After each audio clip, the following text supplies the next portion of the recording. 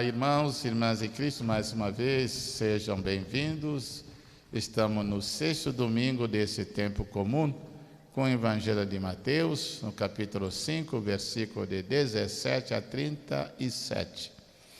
Naquele tempo, diz Jesus a seus discípulos: não pensei que eu vim abolir a lei e os profetas. Não vim para abolir, mas para dar-lhes pleno cumprimento.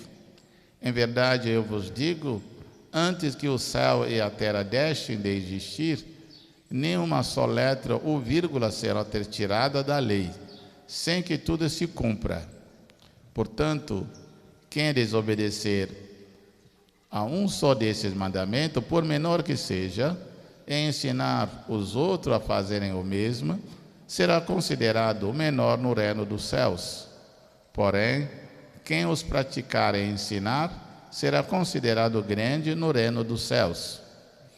Porque eu vos digo, se a vossa justiça não for maior que a justiça dos mestres da lei e dos fariseus, vós não entrareis no reino dos céus. Vós ouviste o que foi dito aos antigos: não matarás. Quem matar será condenado pelo tribunal. Eu, porém, vos digo, todo aquele que se encoleriza com seu irmão será réu em juízo. E quem disser ao seu irmão patife será condenado pelo tribunal. Quem chamar o irmão de tolo será condenado ao fogo de inferno.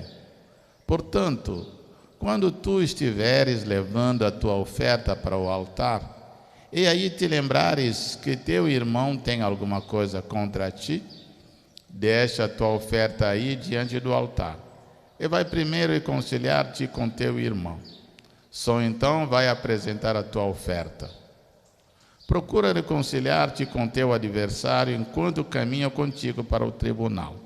Senão, o adversário te entregará ao juiz, o juiz te entregará ao oficial de justiça, e tu serás jogado na prisão.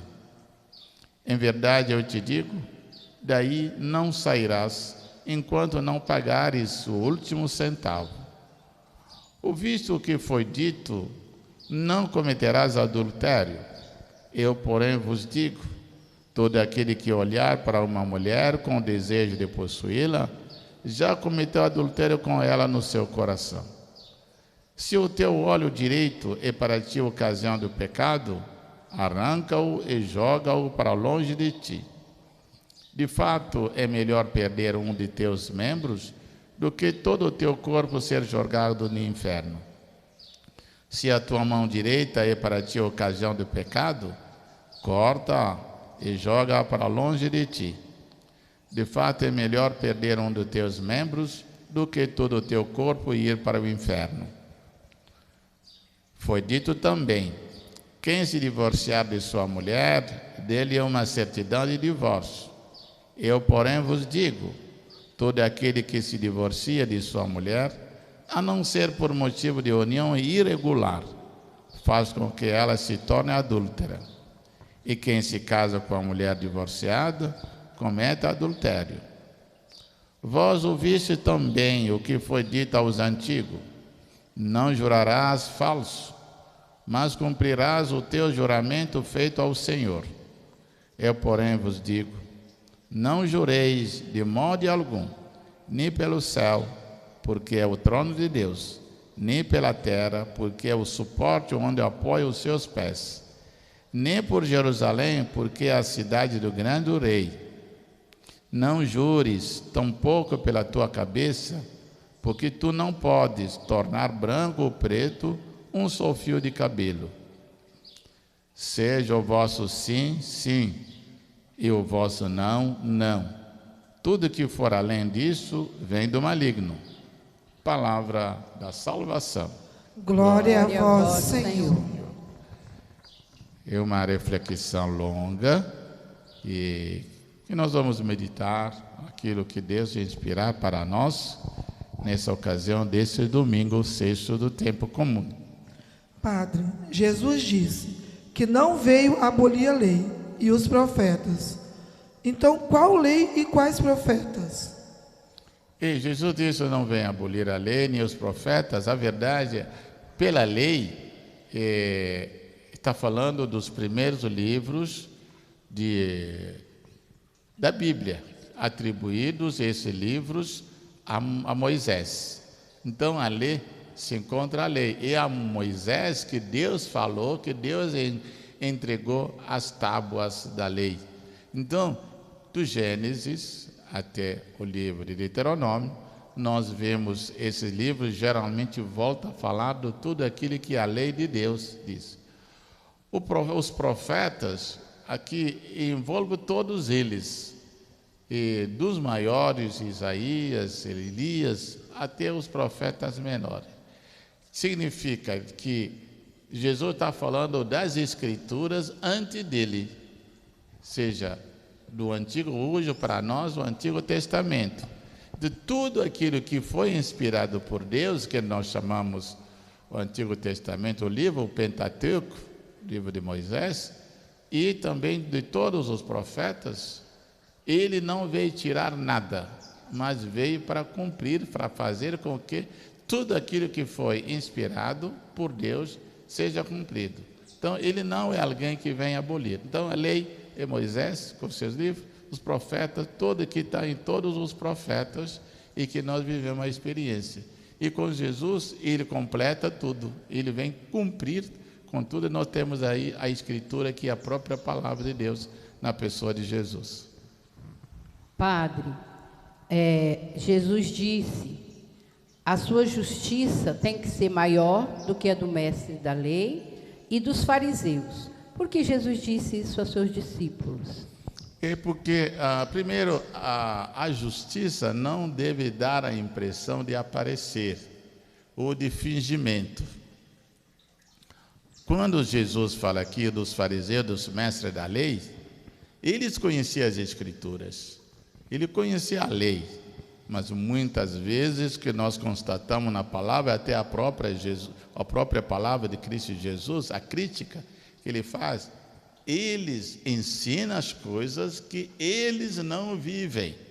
Então, a nossa justiça, quer dizer, a nossa prática de vida deve ser diferente da prática deles. Não do ensinamento, o que eles ensinam está certo, mas o exemplo que eles dão, é que isso aqui é entendida pela justiça, na prática, na vivência. Muitas vezes fugiam daquele que seria a verdadeira. Então, que a vossa justiça não seja como a justiça dos mestres da lei e dos fariseus, que realmente não vive a realidade que deveria viver, o que é as Escrituras. E Jesus nos orienta a dizer que a palavra seja vivida como ela é ensinada, como ela está escrita. Não ensinar uma coisa e viver outra coisa diferente. Então, a justiça de Deus tem que ser uma coisa que maior, né, pai? Maior do que as aparências. A verdade, os mestres da lei viviam um pouquinho de aparência, e não do verdadeiramente correto que deveria ser. Padre, o mandamento diz, não matarás. Qual é a relação que existe entre matar e ficar em cólera ou raiva? E Jesus fala isso, Jesus, olha, vocês ouviram, aprenderam que não pode matar, que esse é um pecado grave. Lembrando isso, irmãos, irmãs, tem pessoas que ficam aí, pode matar, deveria matar isso aqui. Matar não é nada bom, é um pecado mortal, até tirar a vida de quem que seja, mesmo que seja pecador. Deus que dá conta da vida de cada um, nós não podemos decidir de tirar a vida de ninguém, não, muito menos ainda a nossa própria vida. Aquelas pessoas que falam, bandido bom é bandido morto, né? Dizendo, olha, bandido bom é bandido morto. Não, esse bandido morto porque é parente de alguém, o outro lá, mas não é parente de quem está. Se for parente de quem está falando, ele muda a fala, né? Então, e quem matar já está cometendo um pecado muito grave. Agora, ficar em cólera, em raiva, muitas vezes é uma primeira fase bem avançada de matar. A verdade, a pessoa quer matar, fica com raiva e vai alimentando essa raiva até que concretize finaliza com um ato de matar. Então, Jesus diz, se você está com raiva de alguém, com vontade de matar, de fato você já matou dentro do coração. O que está faltando é só realizar, é só cumprir com aquilo lá. Então, o que nós temos que fazer é cuidar para não alimentar esses sentimentos que são ruins, de matar, de raiva, de cólera, de ódio, né?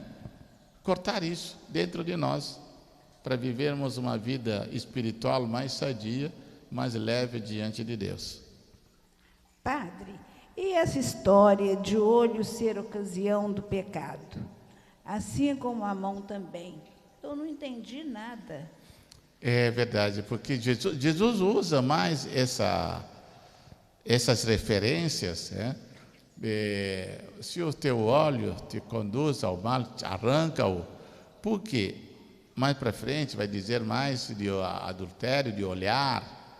Às vezes a pessoa olha com o olho desejo que não são bons. As pessoas dizem, estava me comendo com os olhos, no olhar. Ele estava me ameaçando como me ameaçou, naquele olhar foi um olhar ameaçador, né? Então, eu estou cometendo um pecado pelo meu olhar, né?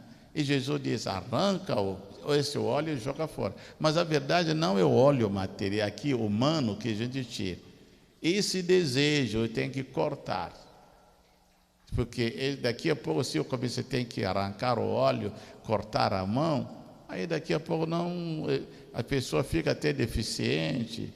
Então, se o meu olhar é sempre um olhar que me leva ao pecado, eu tenho que corrigir o meu olhar, corrigir o meu sentimento. Se a minha mão me leva a cometer o pecado, tem pessoa que tem mão mais comprida do que o braço. Quer dizer, rouba, desvia das coisas pela mão. Então, corta essa mão. Mas a verdade não é cortar a mão. E mudar de vida. Fazer com que não viva de roubo, não viva de assalto. Não viva porque isso não agrada a Deus e muito menos ainda à sociedade. Então, cortar esse hábito, cortar esse costume, cortar esse desejo, cortar essa ambição para que vive sem. A mesma coisa quem bebe, talvez uma coisa um pouquinho diferente, mas quem bebe, se bebida está levando a coisas erradas, como é que corta?